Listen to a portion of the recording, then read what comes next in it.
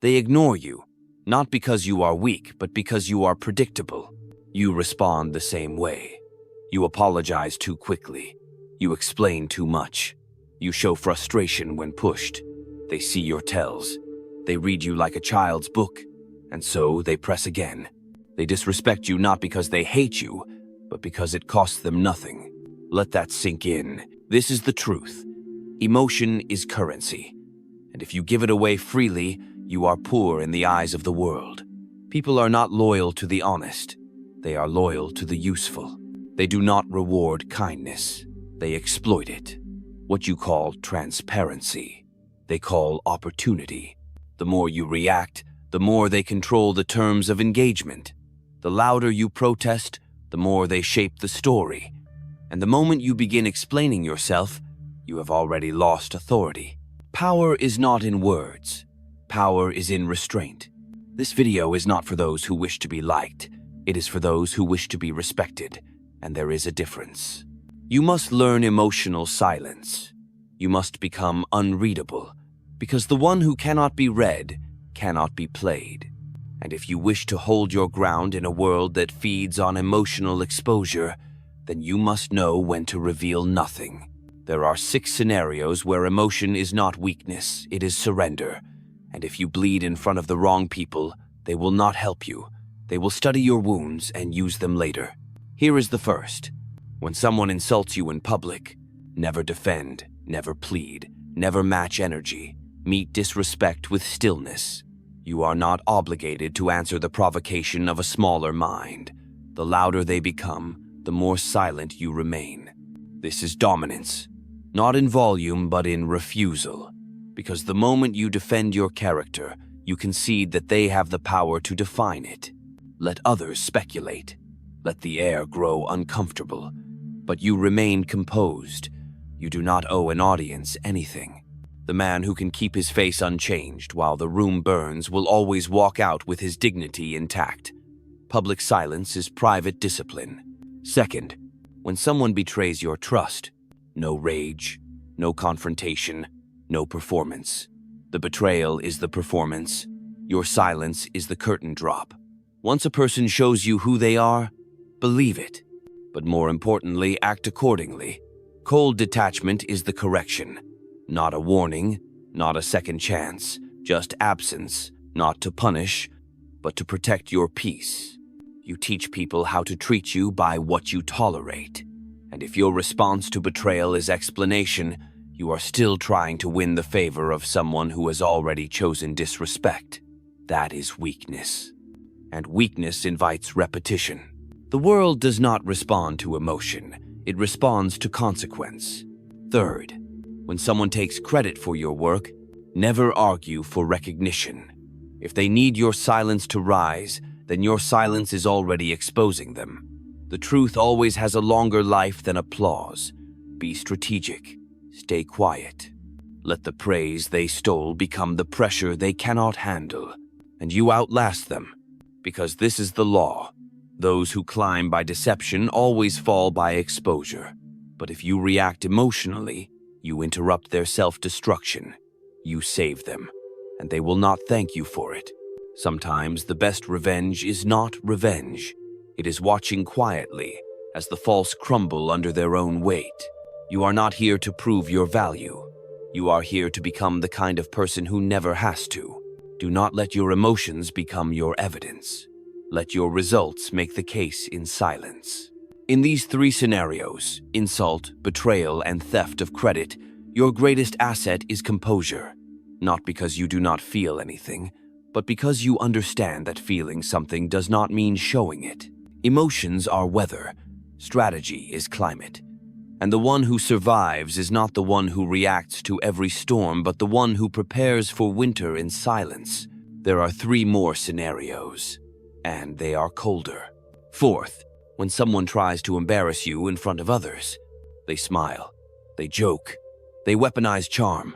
The crowd laughs, but you know it was meant to sting. You were not invited into the joke. You were made the joke. This is not harmless. It is strategic. It is a test. What they want is your reaction. A flinch, a change in posture, a defensive remark. anything that confirms they touched a nerve. And once you show them where it hurts, they will never forget where to strike. Do not play the fool twice. Do not laugh along. Do not retaliate. Do not retreat. Look them in the eye, unblinking. Let the silence pull the air out of the room. Let the discomfort sit in their throat. You have already won, not because you are funnier, but because you are unfazed. This is a social kill. But it does not look like violence. It looks like presence. Control the tension. Let your stillness make them explain the joke. When they try to smooth it over, do not help them. Do not make it easier. Let them sweat for your forgiveness, and never give it to them for free. Power is not found in retaliation. It is found in resistance. Fifth, when someone accuses you falsely, this is not an attack. It is a trap. You are expected to react loudly, desperately, emotionally. That is how the false accusation grows legs through your panic. Because if you react, they win twice. First, by defining the narrative. Second, by watching you exhaust yourself trying to correct it. But you are not here to explain yourself to the dishonest. When your character is clean, remain calm. Speak only once, clearly, without emotion. Then return to your silence. The ones who matter are watching. Not your words, your control. They want to see if you lead yourself or if you let your enemies lead you into chaos. And remember this, if you chase every rumor, you become the fool. But if you stay still, the lie dies faster. Fire needs oxygen. Do not give it any. Never let them see you sweat for your own name. Make your name too expensive to be thrown around by fools. That is how you guard your reputation, not with explanations, but with dignity. Sixth, when someone with power tries to intimidate you, this is where most fold. They laugh too hard. They agree too quickly. They speak too much, trying to win favor, trying to be liked, hoping not to offend. But power never respects desperation. When you are in the presence of someone who could destroy you, remain unshaken, not arrogant, not timid, calm, neutral, collected. Let your face say, "I do not fear you, and I do not need you." That silence is remembered. That stillness speaks volumes. Because most people chase proximity to power, you must be the one who carries it within. And the only way to signal that is to reveal nothing. Do not flatter. Do not shrink. Speak less. Watch more. The powerful test reactions. If they find fear, they will feed on it.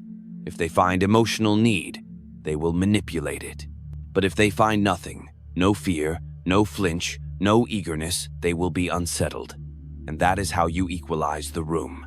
Not through noise, through stillness. Understand this. Emotion is not connection. In power dynamics, emotion is exposure. And what you expose becomes leverage in the hands of the wrong person. It becomes a noose. These 6 scenarios are not rare. They are engineered. They are psychological checks, and you pass them not by fighting, but by freezing the field.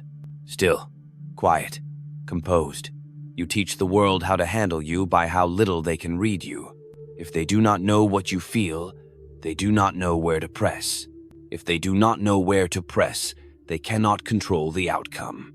And if they cannot control the outcome, you win. You were taught that emotion is connection, that sharing your feelings builds trust, that openness creates safety. But that is a lie designed for the benefit of others, not yours. Emotion does not build trust. Discipline does. Emotion does not create safety. Boundaries do. Those who teach you to express everything rarely offer you protection once your expression is used against you. They want you open so they can understand you. They want access, not for closeness, but for control. The truth is simple. Emotional exposure is rarely met with mercy. It is met with strategy. When you reveal where your anger lives, they learn how to provoke you. When you reveal where your sadness lives, they learn how to guilt you. When you reveal where your joy lives, they learn how to bait you. They learn the buttons. And once they know the buttons, they stop seeing you as a person and start seeing you as a machine. Predictable, programmable, playable. This is why silence is not just protection. It is power. When you begin to withhold emotion, you stop feeding the game. The manipulation weakens, the provocations fall flat, and those who once fed off your reactions starve. Most people do not want to understand you. They want to decode you, so they can adjust their behavior to get what they want. You must interrupt that with unreadability. Do not be mistaken. Unreadability is not detachment. It is self-respect. It is the refusal to let unqualified people shape your emotional weather. It is the discipline to sit with your feelings in private, while the world gets nothing but calm surface. This is not cruelty. It is wisdom. You do not give the recipe to the one who competes with you. You do not hand the map to the one who watches you climb. You do not offer softness to those who study softness only to replicate it and claim it as their own. What they do not understand, they cannot manipulate. What they cannot predict, they cannot control. What they cannot read, they begin to fear. Quietly, respectfully. And so, the more stoic you become, the more powerful you appear. Even when your world is crumbling, never show collapse. Even when you are burning inside, never show smoke. Even when your trust is broken, never show the wound. Because the moment they see you bleed, they will test the cut. Some out of cruelty, some out of curiosity, most out of instinct. You must not give them the chance. There is power in being calm when provoked, power in being silent when accused, power in being still when they try to move you emotionally. That power is not visible, but it is felt. People do not follow the loud. They follow the stable. People do not fear the angry. They fear the unbothered. And people do not try to break the unreadable, because they are unsure where to begin or what they might awaken. This is your transformation, from emotional to unreadable. It is not about being cold. It is about being unplayable. You do not need to harden your heart. You need only learn where to place your emotions and whom to share them with. Not all pain must be announced. Not all betrayal must be confronted. Not all disrespect must be answered. If you respond to everything, you teach them how to trigger anything. But if you respond to nothing, they begin to doubt their grip on you. And that doubt is what creates space. That space is what builds respect. That respect is what leads to power. Not through domination, but through absence. Not through reaction, but through unreadability.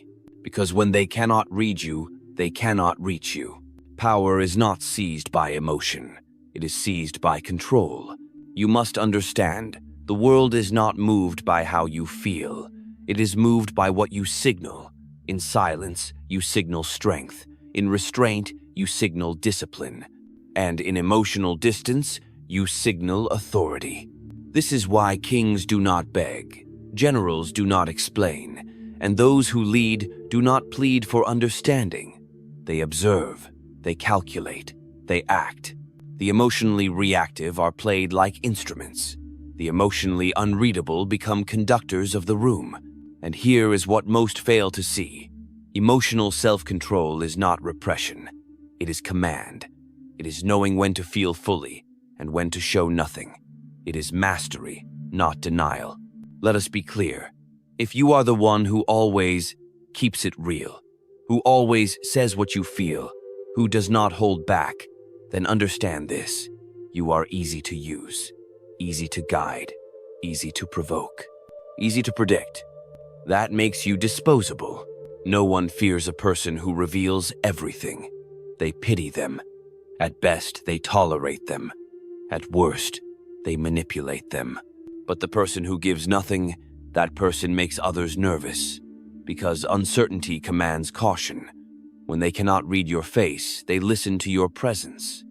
And presence silent, stable, unreadable is the sharpest blade in any room. That is how you shift the balance of power without saying a word. Most people speak to be understood. You will learn to speak to shape perception. Most people show emotion to gain sympathy. You will learn to show none to gain space, leverage, and psychological command.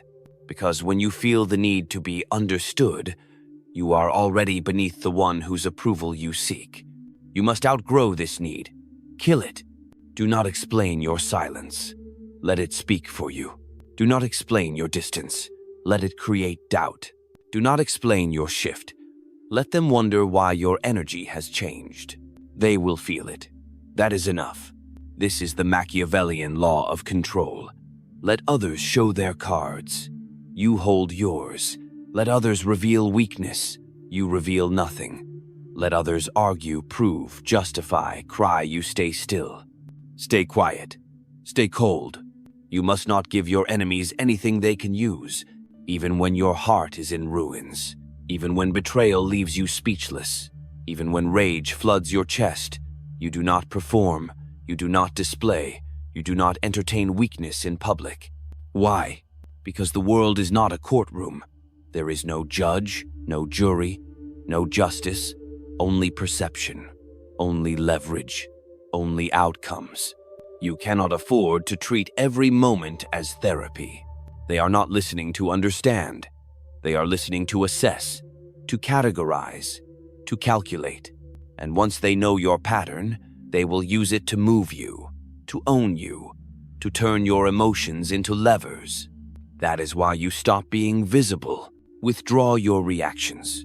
Withdraw your commentary. Withdraw your softness from the undeserving. Give them nothing, not because you are bitter, but because you are now tactical. You have moved from being emotional to being strategic. And strategy is not about feeling right. It is about placing yourself beyond the reach of harm.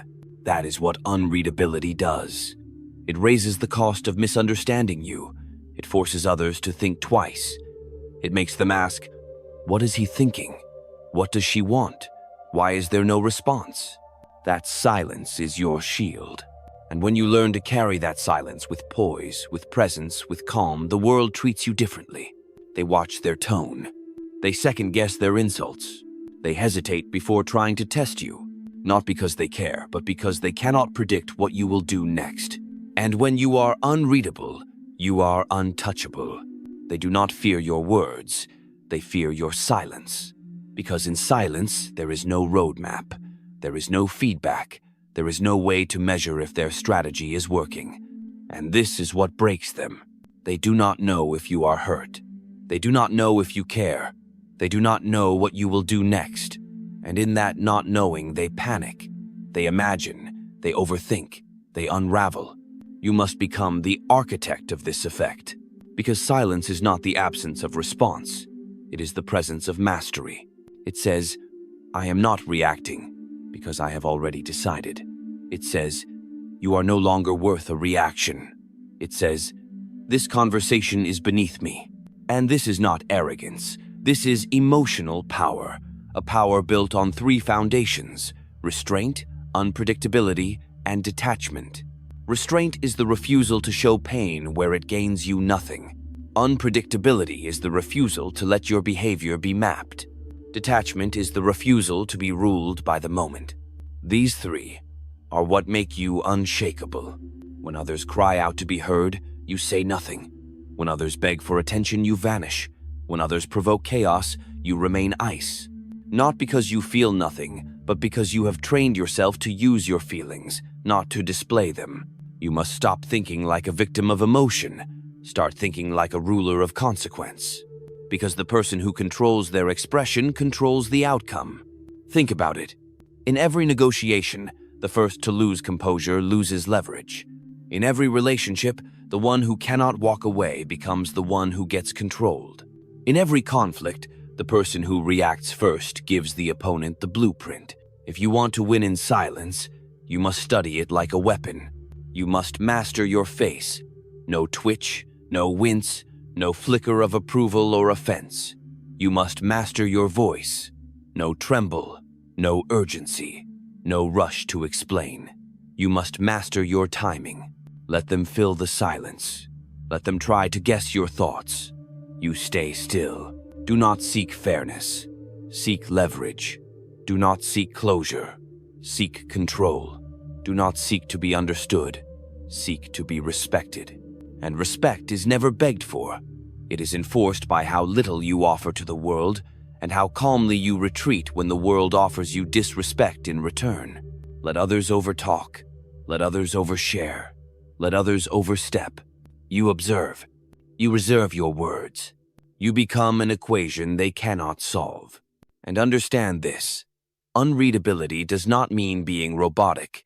It means being sovereign, emotionally sovereign. You know where your limits are. You know who has access to what, and you never give more than someone has earned.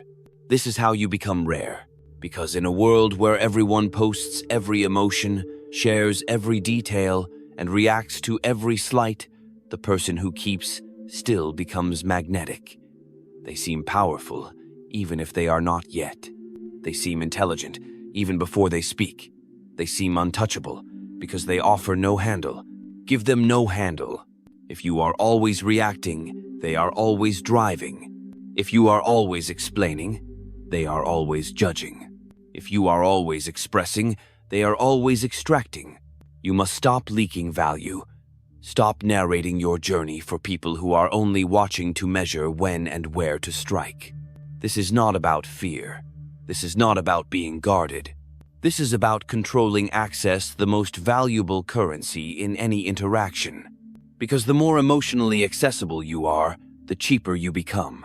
And what is cheap is not respected. What is not respected is not protected. What is not protected is eventually broken. You must make the cost of access match your worth. You do that through silence. You do that through emotional discipline. You do that through unreadability. You become the person they stop testing. Not because you fight back, but because you never flinched in the first place. The final evolution is not loud. It is not public. It is not announced. It is the quiet decision to no longer be moved by low tactics. The silent shift from emotion to observation.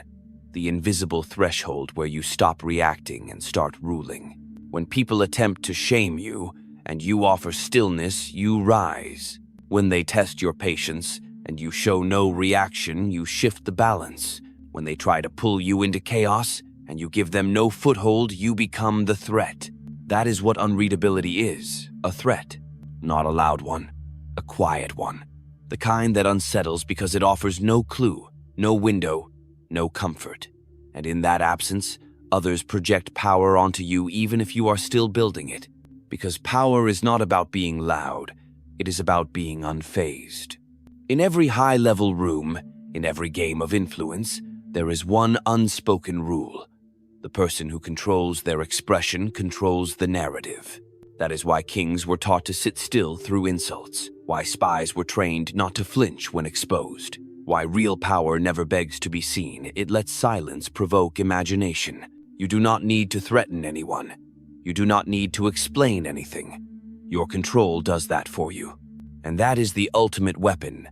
Not rage, not revenge, not even silence alone, but controlled, calculated silence, strategic detachment. Let them wonder if you are angry. Let them wonder if you are hurt. Let them wonder if you even noticed. That uncertainty is punishment enough. The people who once mocked you will grow cautious.